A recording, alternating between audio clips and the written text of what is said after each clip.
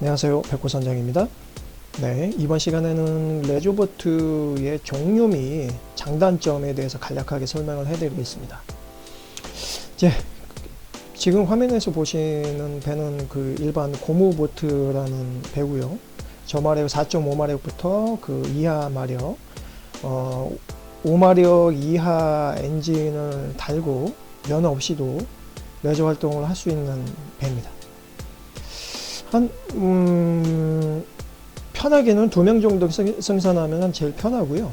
4명 정도도 타도 4명 정도 타고 근해에서 뭐 주꾸미 낚시나 이런 생활 낚시 그런 작은 어종도를 낚을 수 있는 배라고 생각을 합니다. 네. 바닥판을 보면은 화판으로 되어 있는 게 있고요. 앞쪽 패드로 고무판으로 되어 있는 거, 공기가 들어있는 패드로 들어가 있는 게 있거든요. 고압에 공기를 집어넣어서 그 바닥판은 아니고요. 딱딱하게 그렇게 만들어서 사람이 들어가도 발로 밟아도 꿀렁대지 않는 그런 패드가 하나 있고요. 그 다음에 앞쪽 나무판을 잘라져 있는 몇 조각이 잘라져 있는 나무판을 중간중간 이렇게 껴서 바닥판을 만들어서 엔진 달고 그렇게 활용하는 수가 있습니다. 대부분 낚시 같은 경우는 아이스박스를 싣기 때문에 이렇게 작은 배들도 혼자 타면 좋긴 한데 안전상 2명이 승선하거든요. 2명이 승선하는데 틸러식입니다. 핸들식이 아니기 때문에 엔진에 손잡이가 달려 있어서 시계 방향으로 돌리면 출력, 반시계 방향으로 돌리면 백, 전후진 그렇게 조정하거든요. 그렇게 운행을 할 수가 있습니다. 자, 그 다음에 이거는 콤비보트라고 하는 거거든요. 아까 고무보트랑 비슷하게 생겼죠. 근데 사이즈는 조금 더 큽니다. 가운데에 조타석이 있고요. 선정석이 조타석이 있고요. 핸들식입니다. 틸러식이 아니고 여기 조타석에 핸들이 달려 있어서 자동차처럼 운전하는 핸들식입니다. 이거 같은 경우는 가운데 부분이 조금 살짝 밑에 용골이 보이죠?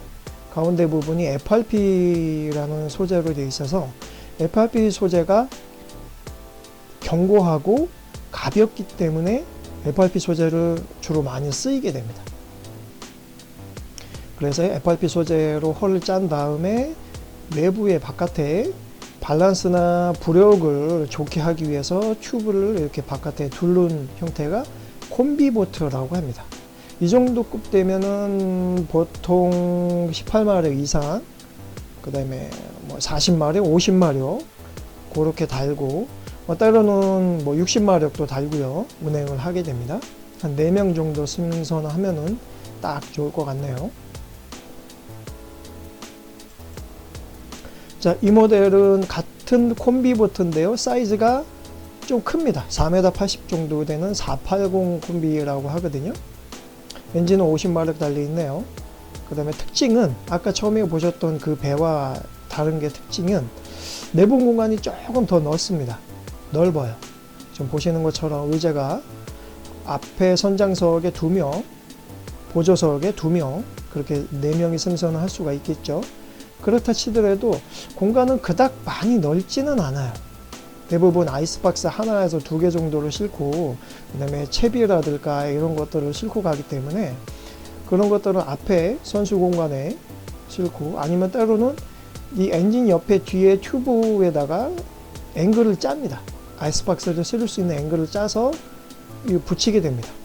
여기 지금 롤바가 있죠. 롤바에다가 연결을 해서 사각 박스를 짭니다. 그래서 아이스박스를 2개 정도 집어넣어서 밸런스를 맞춰서 타는 경우가 있습니다. 이런 배들의 특징이 뭐가 있냐면요. 롤링이 그렇게 심하지는 않아요.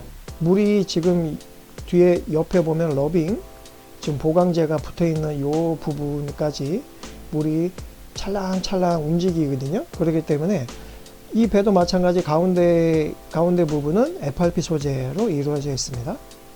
그래서 장점은 이게 가운데 올라가 있는 부분이 처마를 붙이는 부분이 T탑이라고 하거든요.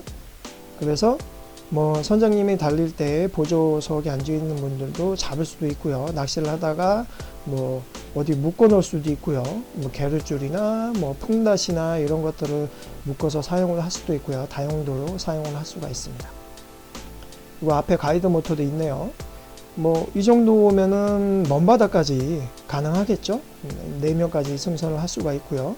연비가 보통 2km 내외, 1.5에서 2km 내외 보시면 되겠네요. 그 뭐 사용 용도에 따라서 약간 편차는 있겠지만 그 정도로 보시면 됩니다.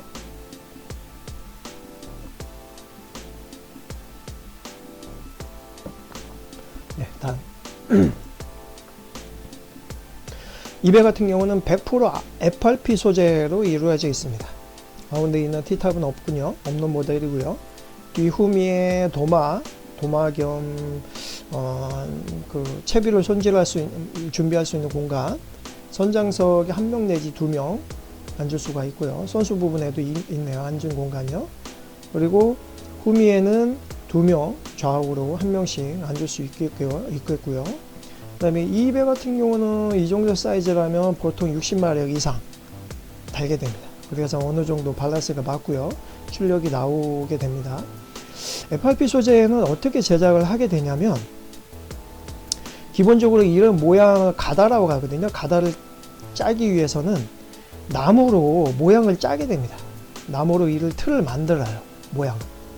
나무로 꺾어서 만들어서 그 다음에 이런 거친 부분이나 사포로 갈아내고, 그래서 어느 정도 틀을 만듭니다. 이런 난간이라든가 이런 스틸 난간, 핸들 이런 부속품들은 나중에 붙이는 겁니다. 기본적으로 틀을 말씀드리는 거예요. 이 외곽 틀은 하부, 검정색에 있는 하부와 하얀색에 있는 상부를 따로따로 제작을 하게 됩니다. 그래서 나무를 틀을 만들어서 거기다가 FRP 소재를 유리섬을 붙이게 돼요. 격자로 붙여서 말렸다가 또 갈아냈다가 격자로 붙이고 또 말렸다가 그런 과정을 거친 다음에 틀을 짜서 그 다음에 여기다가 찍어내는 경우가 있거든요. 그냥 하부를 따로 제작하고 상부를 따로 제작을 해서 2개의 부분을 붙이게 됩니다. 그 다음에 이런 조타석이나 뒤에 있는 의자나 이런 걸 별도로 또 제작을 해서 볼트너트로 체결을 하게 됩니다. 그래서 하부에는 뭐 기름 탱크도 있을 거고요. 때로는 오창도 있을 거고요. 그런 부분들을 따로따로 제작을 해서 하부 공간에 기름 탱크하고 뭐 어창이나 이런 것들을 하부에다 묶고요. 고정을 시킨 다음에 상부를 이런 식으로 붙이게 됩니다. 그래서 바깥에 2 부분을 잡을 수 있는 이런 고무 패드 같은 걸로 접합을 하게 되죠. 특정 본드나 이런 걸로 해서 접합을 하게 됩니다. 근데 이런 배들은 이 상부하고 하부하고 접합을 했기 때문에 중간에 공기층이 형성이 되어 있고요. 그리고 또 선체가 생각보다 철제나 알루미늄 큰 선박보다는 때로는 어떤 거는 굉장히 무거운 선체도 있겠지만 이런 경우는 자체 부력력이 있습니다. 자체 부력이 있기 때문에 물에 잘 안 가라앉고요. 그 다음에 저마력에도 출력이 어느 정도 나오게 됩니다. 근데 FRP 소재도 굉장히 다양합니다. 이 중간에 떠 있는 상부하고 하부하고 접합을 시킨 다음에 그 안에다가 폼이라는 선박용 폼을 쏴서 자체 부력을 더 좋아지는 그런 역할을 하게끔 제작하는 업체도 있습니다. 대부분 미국 배들이 굉장히 무겁거든요.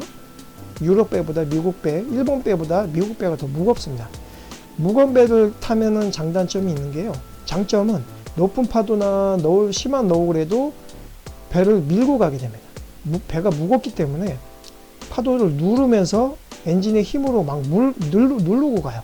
트럭 고마력의 엔진으로 막 밀고 가듯이 그렇게 밀고 가게 됩니다. 그렇게 되면 롤링도 좀 적고요. 날씨가 기상이 안 좋을 때도 용이하게 낚시를 할 수 있는 그런 장점이 있습니다. 그런데 단점은 금액이 비쌉니다. 금액이 비싸고요. 대신에 연비도 안 좋아요. 배가 무겁기 때문에 바다에서 아무리 자동차 육지하고 바다하고는 연비 차이가 있다고 하지만 같은 조건이라고 하면 배는 무거운 배들은 타면은 승선감은 좋아요. 승선감은 좋고요. 그런데 단점은 연비가 안 좋다는 거. 그래서 뭐 국내에는 기름값이 워낙 비싸기 때문에 외국에 비해서 기름값이 굉장히 비싸잖아요. 그래서 현실적으로 봤을 때는 FRP 무거운 FRP 소재의 배를 타고 장거리 운행하기에는 좀 부담감이 있어요. 근데 이렇게 조금 작은 FRP 소재의 배들은 어느 정도 출력이 나오겠죠. 그러면 연비도 크고 무거운 배보다는 어느 정도 나오는 걸로 알고 있습니다. 자, 이거는 알루미늄 소재의 선박이거든요. 제가 타는 배인데요. 뼈대는 100% 알루미늄 소재로 만들어져 있습니다. 가이드 모터도 달려 있고요. 트레일러는 뭐 육상봉 6m 30 정도 되는 트레일러고요. 선박 길이는 5m 70 정도 되는 570 모델입니다. 그래서 허가된 거는 8명 승선을 할 수가 있고요. 편하게 낚시하려면, 여유있게 편하게 낚시하려면 4명 정도 승선을 하는 게 딱 좋습니다. 가운데에 티탑도 올라가 있죠. 예, 이것도 저번 시간에 제가 영상을 찍어서 올려놓은 자료가 있는데요. 이 배는 제가 타보지는 않았는데, 모 업체의 선박이거든요. 사이즈가 다 틀리죠. 바운하우스, 앞에 막혀져 있는 바운하우스 모델, 그 다음에 이거는 3면이 다 트여져 있는 그냥 일반적인 센터 콘솔 모델, 그 다음에 요거는 T탑이 올라간 모델인데 좀 작은 거, T탑이 올라가 있는데 좀 긴 거, 그렇게 되어 있습니다. 요렇게 T탑이 올라가 있고 워크라운드 형식으로 4면이 뚫려져 있는 그런 형태가요. 아까 초반에 보셨다시피 이런 콤비 모델이 있고요. 모양은 약간 틀리죠. 근데 용도는 같습니다. 근데 이 선박 같은 경우는 물론 배마다 장단점은 있습니다. 알루미늄 선박 같은 경우는 상대적으로 견고하면서도 가벼워요. 무거운 FRP 선박보다도 굉장히 가벼워요. 그래서 적정 마력의 출력도 나오고요. 그 다음에 친환경적이죠. 그 다음에 선박이 파손됐을 때 수리하기가 굉장히 용이해요. 만약에 배가 달리다가 밑에 하부에 뭐 어초를 잘못 돌이나 이런 걸로 추돌을 했다거나 다른 선박과 선박끼리 추돌을 해서 여기에 찌그러졌다거나 크랙이 갔다거나 이그러졌다거나 그러면 그 부분은 용접기로 절단을 해서 그 부분은 이 모양을 내서 다시 용접을 한 다음에 도색을 하면은 끝나는데요. 공정상 FRP 배 같은 경우는 이 헐 자체가, 이 몰드 자체가 목공으로 짜고 그 위에다가 유리 소매를 덧붙여서 그렇게 제작을 했기 때문에요. 만약에 배가 파손이 되면 안에 있는 그 목공 소재까지 다 드러나게 됩니다. 그렇기 때문에 그거를 역으로 다시 짜는 경우가 있거든요. 그래서 공정상 보면 FRP 소재보다는 알루미늄 소재가 수리도 용이하고요. 그렇다는 거.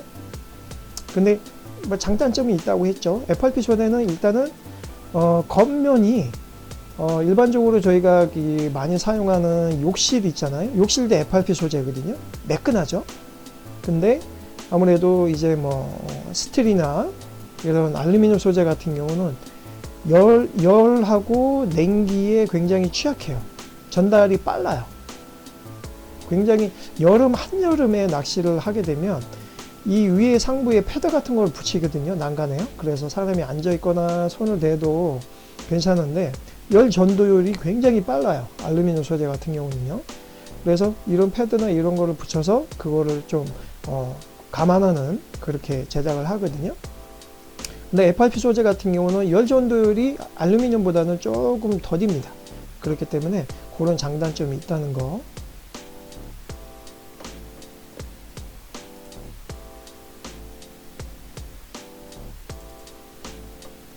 자, 아까 말씀드렸던 100% FRP 소재죠. FRP 소재는 대부분 미국에서 들어오는 중고배 같은 경우는 거의 10년 정도 기간이 된 것들이 많습니다. 근데 외국에는 15년 이상 선박을 쓰면 안 되는 걸로 알고 있거든요. 정확한 건 아니지만, 그래서 국내 규정하고 외국 규정하고 좀 많이 틀립니다. 그래서 외국 미국 몰드를 구매하시는 분들은 엔진에 달려있는 트레일러까지 올 세트로 구매하시는 경우가 많으세요. 근데 그거는 연식하고 엔진 뭐 사용 시간이죠. 시간하고 이런 것들을 다 감안을 해서 사시는 게 좋으세요. 근데 이렇게 생각을 하시면 됩니다. 새 제품은 새 제품이고 중고 제품은 어느 정도 사용을 했기 때문에 중고 제품이다. 중고 제품도 잘 만나면 몇 년 정도 탈 없이 타는 경우가 있거든요. 그리고 전 주인이 배를 어느 정도 관리했느냐에 따라서 사용 시간과 그런 유무에 관계없이 엔진은 많이 사용을 했는데 제일 주기적으로 오일도 갈고요, 필터도 갈고요, 그 다음에 부속품들이 고장나면 제때제때 갈아주고요. 그랬을 때는 연식이 오래된 엔진들도 금액은 싸겠죠. 아무래도 중고 거래했을 때 새 엔진보다는 중고 가격이 좀 저렴하거든요. 근데 그런 좋은 엔진을 만나면 고생은 덜 하세요. 근데 이제 엔진 자체는 중고 거래 했을 때 엔진 한번 부릉 걸어보고 서로 거래하거든요. 그게 일반 시동, 한 번에 엔진이 걸렸다 그래서 일반 시동이라고들 하는데요. 그 일반 시동을 100% 믿어서는 안 됩니다. 그래서 중고로 내 예산이 어느 정도 책정이 됐기 때문에 그 예산에 맞춰서 배를 구매했을 때는 때로는 이 배는 내가 사고 싶은데 엔진이 어떨지 모르겠다. 바다에 한번 뛰어볼 수 있느냐. 그러면 서로 양해하에 시간을 내서 바다에서 잠깐 시운전 해볼 수 있느냐.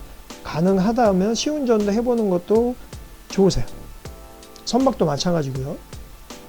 예전 시간 때 제가 말씀드렸죠. 나에 맞는 선박을 레저배를 많이 타보라고 조언을 해드렸습니다. 그 부분들을 캐치를 해서 알루미늄 배는 이런 성격이 있고 FRP 배는 이런 성격이 있구나. 또 고무보트, 콤비보트는 이런 성격이 있구나. 그런 것들을 다 취합했을 때 나는 알루미늄이가 FRP 큰 선박보다는 콤비보트가 좋을 것 같아. 뭐 혼자 낚시하는 경우도 많고 그렇기 때문에 이런 2명 타면 편하고요. 4명 타기는 조금 버거워. 이런 배들은 혼자 타고도 충분히 가능합니다. 가능해요. 그리고 배도 굉장히 가벼워요. 가볍기 때문에 혼자도 런칭하고 계류줄 앞에다 묶어놓고 트레일러 오르고 내리고 이런 게 굉장히 용이해요. 근데 슬로프 상황이 굉장히 복잡하면 그 또한 좀 시간이 지체되겠지만 그래도 큰 선박을 혼자 움직이는 것보다는 용이합니다. 그리고 이거보다는 지금 보시는 것처럼 좀 더 크죠. 이 선박도 배는 큰데 그닥 많이 무겁지는 않습니다.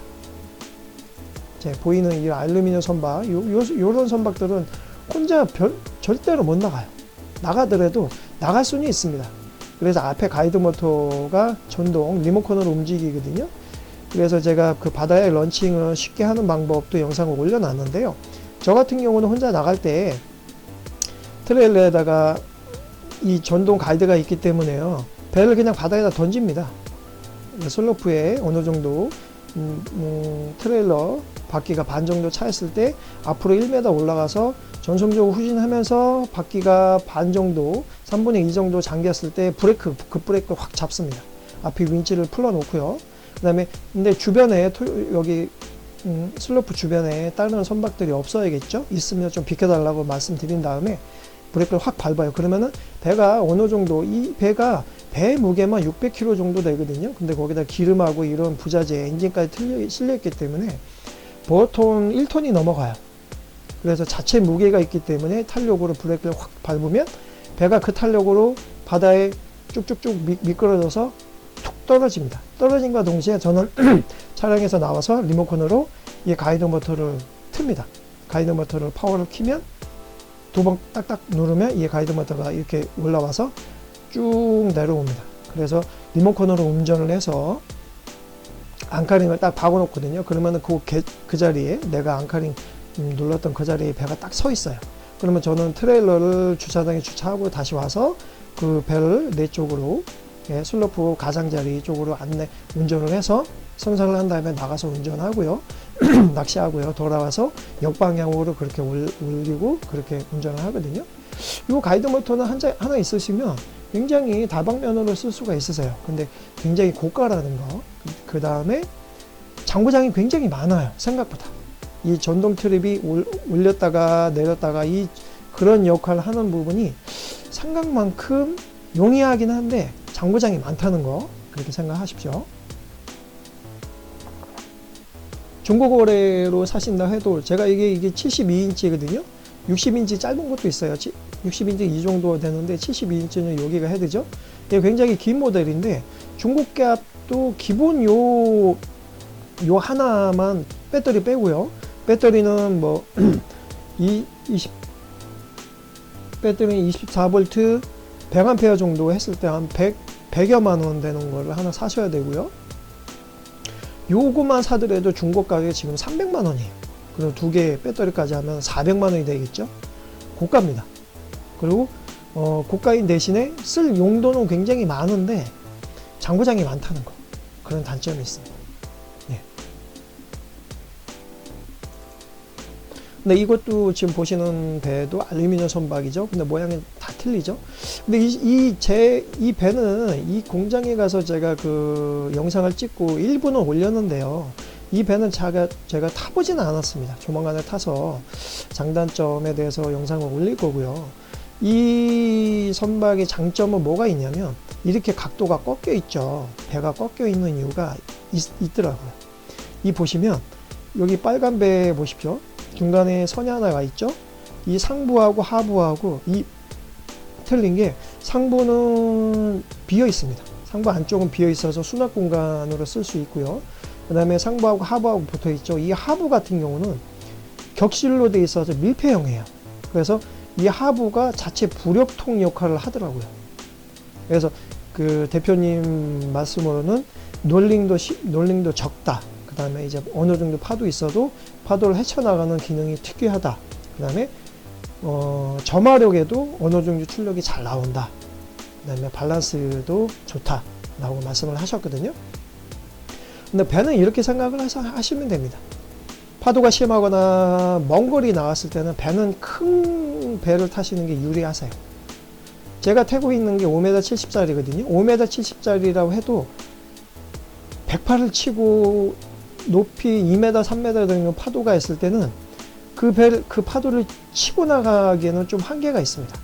배는 6m 이하 것들은 파도가 어느 정도 높은 파도가 있을 때 그냥 밀고 가는 힘이 조금 덜해요.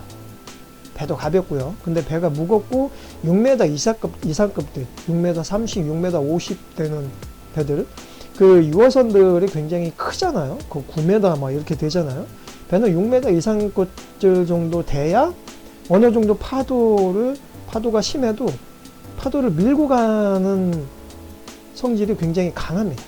파도가 이렇게 있죠. 그럼 파도 상부와 파도 상부의 꼭지점을 타고 넘어가는데요. 이 6m 이하 것들은 되면 파도 하나를 넘고 그 다음 파도 오는 것들을 중간 정도를 치고 가더라고요. 배가. 그래서 너울이 생깁니다. 일명 말타기라고 하거든요. 선수 앞부분이 올라갔다 내려갔다 댕댕댕댕댕 이렇게 움직입니다. 앞부분. 그래서 일명 말타기 현상이 생기거든요. 그래서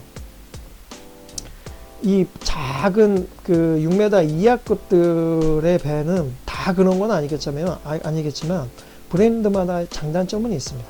그래서 어느 정도 먼 거리를 다니고 싶다. 그 다음에 뭐 낚시 동호 생활을 하는데 지인분들이 항상 나갔을 때 2명 이상 우리는 꼭 나가야 된다. 그렇게 한다면 6m급들의 선박을 사시는 것도 괜찮아요. 오히려 작은 배를 사게 되면 많은 4명 이상 승선을 해서 작은 배들을 먼 바다까지 가기에는 좀 무리가 있습니다. 예. 물도 많이 튀고요. 그런데 이런 콤비보트들 같은 경우도 물 튀는 거는 높은 파도에는 어떤 배든 물이 안 튀는 경우는 없습니다. 예. 바다가 파도가 없고 장판이었을 때, 그 다음에 뭐 살짝 바람이 불었을 때는 어느 배든 물은 안 튀거든요. 근데 높은 파도, 너울이 심했을 때는 바람 많이 불고요. 그랬을 때는 고출력으로 확 달리게 되면 물은 무조건 튑니다. 근데 이런 콤비보트의 장점이 뭐가 있냐면요. 선박은 굉장히 가벼워요. 가운데 무게중심의 가운데가 있거든요. FRP 선체로 가운데가 만들어져 있고요. T탑이 중간으로 밸런스를 잡았고요. 그 FRP 선체를 감싸는 부분이 튜브입니다. 이 튜브가 이 너울이 측면에서 너울이 오면 이 오른쪽 튜브를 들 거 아니에요? 밀거나 들릴 거 아니에요? 그러면은 반대쪽 튜브가 상대적으로 물을 밑으로 누르면서 그 밸런스를 잡아주더라고요. 달릴 때도 마찬가지입니다. 달릴 때도 이 튜브가 부르통 역할을 합니다. 그 다음에 밸런스를 잡아줘요. 그리고 또 한 가지. 그 다음에 거기서 또 밸런스를 잡기 위해서 지금 엔진 하부에 보면 프로펠러 부분에 부상판이 달려있죠. 이게 부상판이거든요. 이게 판인 역할이 두 가지인데요. 처음에 엔진 시동을 걸고 출력을 하게 되면 하부가 물 밑으로 잠기게 됩니다. 잠겨서 어느 정도 파도 위에 올라선 다음에 정속 주행을 하게 되거든요. 그 파도 위에 빨리 올라서기 위해서 부상판을 달게 됩니다. 그리고 이 부상판이 달려 있으면 연비는 조금 저항감이 있어서 떨어지기는 하는데요. 달려 있으면 배가 좌우로 달릴 때 파도 위에서 물살에 의해서 좌우로 움직이는 것을 잡아주는 역할을 합니다. 이 부상판이요. 그래서 이 부상판을 다는 이유가 그 이유이기 때문에 다는 겁니다. 자, 이 알루미늄 선체 같은 경우는 뭐 종류가 여러 가지죠. 뭐 조타석 윗부분에 롤바가 하나 있고요. T탑에 올라가 있는 부분도 있고요. T탑과 롤바의 역할은 뭐가 있냐면요. 조명을 설치를 할 수가 있습니다. 이 상부에. 네. 그 T탑 같은 경우는 이 넓은 면적 상부에 솔라판, 태양열 전지판을 달아서 자체 충전이 될 수 있게끔 그렇게 할 수가 있고요. 이 롤바 같은 경우는 때로는 높은 파도에서는 이 운전자와 동승자가 이 롤바를 잡을 수도 있고요. 여기다가 특정 부분은 뭐 묶어서 뭐 활용을 할 수가 있고요. 서치, 조명을 달아서 밑에 이 배 주변을 비춘다거나 전방을 비춘다거나 그렇게 할 때 사용을 하게 됩니다. 그래도 롤바가 있는 거, T탑이 없는 거보다는 있는 거, 롤바가 없는 거보다는 있는 게 용이합니다. 항상. 어떤 다용도로 쓸 수 있는 기능이 있거든요. 자, 이게 제 배인데요. 위에서 본 모습인데요. 이게 T탑에 올라가 있죠. T탑 상부에 전지판, 태양열 전지판이 하나 올라가 있습니다. 그래서 각종 계기판, 전자장비를 달 수가 있거든요. 지금 화면은 안 보이는데요. 지금 전면부에 조명이 붙어 있죠. 그 다음에 이게 GPS 포인트 1이라는 것도 달 수도 있고요. 확성기, 위급 상황 때 마이크 형식으로 쓸 수 있는 확성기, 앞에는 윈도우 글라스를 달고요. 보시면은 이 내부가 조타석인데요. 가운데 하부에는 그 배터리가 들어가 있고요. 중간에는 전자장비, 배선이나 이런 부분이 들어가 있고요. 각종 스위치, 그 다음에 뭐 C가잭, 그 다음에 오디오도 보이고요. 뭐 그 다음에 컵홀더 보이죠? 그 다음에 뭐 플로타 같은 경우는 이 상부에다 거치를 해서 사용을 하고 있고요. 선장이 앉는 부분, 보조인이 앉는 부분, 전면 부위에도 또 동승자가 앉는 부분. 근데 알루미늄 선체 같은 경우는 장점이 뭐가 있냐면 이 껍데기만 돼 있기 때문에 내부 공간이 굉장히 넓어요. FRP 소재보다는요. 근데 자체 부력은 없습니다. 네. 불친선은 아니에요. 알루미늄 소재도 아까 보였다시피 그런 선박 같은 경우는 불침선으로 제작이 되어 있는 건데요. 제 선박 같은 경우는 불침선은 아니에요. 그렇다고 위험하지 않냐? 그렇지는 않습니다. 네. 그 배가 뒤집어질 정도로 높은 파도에 나가서 낚시를 한다는 거는, 목숨을 걸고 낚시를 한다는 거는 무의미하죠. 상당히 바보 같은 짓입니다. 고기 하나 잡겠다고요? 그냥 돈 주고 사 먹으십시오. 예. 내조 활동은 내조 활동일 뿐입니다.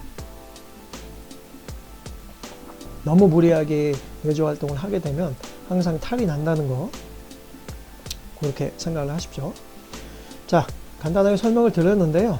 정리를 하자면 고무보트는 저마력, 면허 없는 상태에서 저마력을 달고도 운행을 할 수 있는 거다. 대신에 먼 바다를 나가기에는 무리가 있다. 바닥 패드가 압축 패드로 있는 거하고 고무 나무 판으로 되어 있는 거하고 두 가지 형태다. 예, 이거는 콤비 보트인데요. 가운데 T탑이 없는 그런 모델이고요. 상대적으로 가볍다. 저마력에도 적정 마력에도 뭐 연비가 좋은 장점이 있다. 대신에 많은 사람이 타기에는 무리가 있다. 그렇게 알고 계시고요. 같은 콤비이지만 가운데에 T탑이 올라가 있고 가이드 모터가 있고 뒤에 롤바도 있고 의자가 4명 정도 있네요. 그 다음에 어느 정도 공간도 보이고요. 이 정도 사이즈면 근거리, 먼 거리까지 갈 수가 있다. 그렇게 생각을 하시면 되고요. 알루미늄 보트입니다. 알루미늄 보트에도 사이즈가 제각각의 내 용도에 맞게끔 선택을 하시면 되고요. 이 알루미늄 아까 초반에 보셨던 배보다는 조금 더 크죠. 이 큰 배들도 6m 이하 급들은 파도가 굉장히 높았을 때 치고 나는 게 좀 한계가 있다.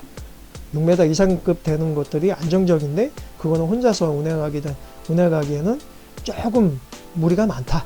그렇게 생각을 하시면 되고요. 6m 이하급들은 무조건 4명 이상 나가셔야 돼요. 경비도 많이 들고요. 그 다음에 위급상황 때 대처 능력이나 그런 부분들 생각을 했을 때는 4명 이상 나가시는 게 좋으세요. 예, 요것도 8인승으로 신고가 되어 있고요. 앞에 둘, 센터 둘, 후미 둘 해서 6명이 낚시를 할 수가 있습니다. 그런데 각자 채비며 아이스박스며 이런 거를 부자재를 싣게 되면 그 또한 좁아요. 여기 또 저 같은 경우는 4명이 승선해서 낚시하기는 딱 좋은 배거든요. 그렇게 생각하시면 되고요. 자, 그랬다시피 나에 맞는 배를 선택을 하시되 어느 정도 적정, 사람의 욕심이 한도 끝도 없습니다. 현장에 나가게 되면요, 좋은 배들, 큰 배들이 옆에 싹 지나가게 되면 작은 배, 저마력의 작은 배를 내가 타고 있으면 부러운 감이 없지 않아 있거든요. 저 또한 그랬었어요.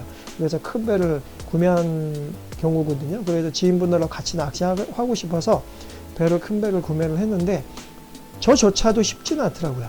일단은 관리가 힘듭니다. 보관 이후에 돈 주고 보관을 해야 되고요. T탑이 있기 때문에 저걸 자르질 못해서 지하 주차장에는 들어가지는 못합니다. 또 그 트레일러 자체가 6m 30이기 때문에 앞부분이 보실까요? 그 윈치를 거는 이 짝대기 앞부분이 굉장히 길어요. 그래서 주차장을 삐져나오게 돼요. 그리고 배가 무겁기 때문에 주차장에서 주차하려고 이거는 뭐 차하고 트레일러하고 분리를 해서 밀면은 밀리거든요. 근데 혼자는 절대 못합니다. 이 자체가 1톤이 넘어가요. 1.5톤이 넘어가요. 굉장히 무겁기 때문에 위험하고요. 그래서 관리가 힘들다. 대신에 지인분들이 항상 2인 이상이 나가시게 되면 전용 주차장에 주차하고요. 뭐 관리비 어느 정도 생각을 하신다면 이런 배도 사시는 것도 추천드립니다. 대신에 어느 정도 여력이 된 여건이 됐을 때 배를 한번 샀을 때 나는 배 안 바꿔. 이 배를 어느 정도 계속 뭐 거의 10년 가까이 타고 싶다 했을 때 사십시오. 그냥 중간에 또 바꿀 수 있을 것 같은데 그러면 저는 개인적으로 큰 배는 추천드리진 않아요. 관리하기 힘들어요. 일단은. 그래서 뭐 이런 콤비 보트도 마찬가지입니다. 이 T탑이 분리해서 주차장에 진입하는 경우도 있거든요. 근데 이것도 작지는 않아요. 주차장에 보관을 해서 충분히 가능은 한데요. 이 배도 작지는 않아요. 이런 배는 트레일러에 올려놓고 뭐 주차장에 주차를 하고 뭐 낚시 안 할 때는 카바를 씌워놓고 해도 상관이 없거든요. 그런데 다 이 배라는 것도 이 그 사용 용도가 호불호가 갈리기 때문에 많은 배를 타보시고 나에 맞는 배를 사서 계속 업그레이드 하지 마시고요. 업그레이드 해봤자 저는 무의미하다고 봅니다. 레저 생활은 레저 생활일 뿐입니다. 항상 그렇게 생각을 하거든요. 초반에는 더 좋은 배, 더 깔끔하고 더 큰 배, 그 지인분들하고 같이 이렇게 여럿이 나가서 굉장히 즐겁잖아요. 같은 레저 활동을 같이 한다는 게, 내가 아는 사람하고 즐겁게 같이 한다는 거는 그런 행복은 없거든요. 그런데 뭐 그렇게 계속 할 수 있는 상황은 아니잖아요. 현실적으로. 네. 그렇다고 뭐 그런 모든 경비라든가 뭐 이런 거를 그냥 서비스 차원에서 본인들은 몸만 오십시오. 내가 모든 경비나 이런 거 다 투자를 해서 다 서비스를 하기 때문에 낚시 갑시다. 그것도 한두 번이에요. 네, 그것도 한두 번입니다. 현실적으로. 그래서 저는 처음부터 큰 배를 사지 마시고요.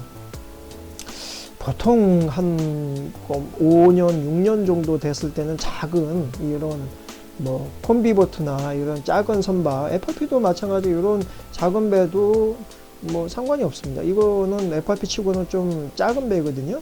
큰 배는 아니에요. 2명 정도 생성을 해서 충분히 편하게 낚시할 수 있는 사이즈고요. 뭐 관리도 용이합니다. 뭐 그렇게 크지는 않기 때문에요. T탑이 없기 때문에 지하 주차장도 주차를 할 수가 있고요. 그렇기 때문에 나에 맞는 배를 찾는 게 급선무입니다. 배를 산다고 마음을 먹으셨다면 요렇게 배에 따라서 장단점이 있기 때문에 나에 맞는 배를 구매를 하실 때 항상 신중하게 생각을 하셔야 된다는 거. 그리고 개인적으로 내가 초보인데 면허를 따셨고요. 그 다음에 바다에 런칭을 하고 싶고 경험을 쌓고 싶은데 도움이 필요하신 분들은 개인적으로 제 메일로 아니면 이 영상 댓글에 남겨주시면 만나 뵙든 아니면 전화상으로 하든 아니면 시간이 맞으면 같이 동출을 하든 사셨던 배를 제가 동승을 해서 이런저런 상황도 가르쳐 드릴 수 있는 거고요. 레저인들의 마음은 똑같거든요. 저도 카페 활동을 하는 사람이기 때문에요. 뭐 부담 갖지 마시고요. 연락을 주시면 시간과 그런 스케줄을 맞춰서 그렇게도 가능하니까요. 개인적으로 연락 주시면 편하게 답변을 드리겠습니다. 오늘은 간략하게 레저보트를 구매하는 요령과 레저보트의 장단점에 대해서 간략하게 설명을 드렸습니다. 오늘은 여기까지입니다. 이상 백호선장이었습니다. 감사합니다.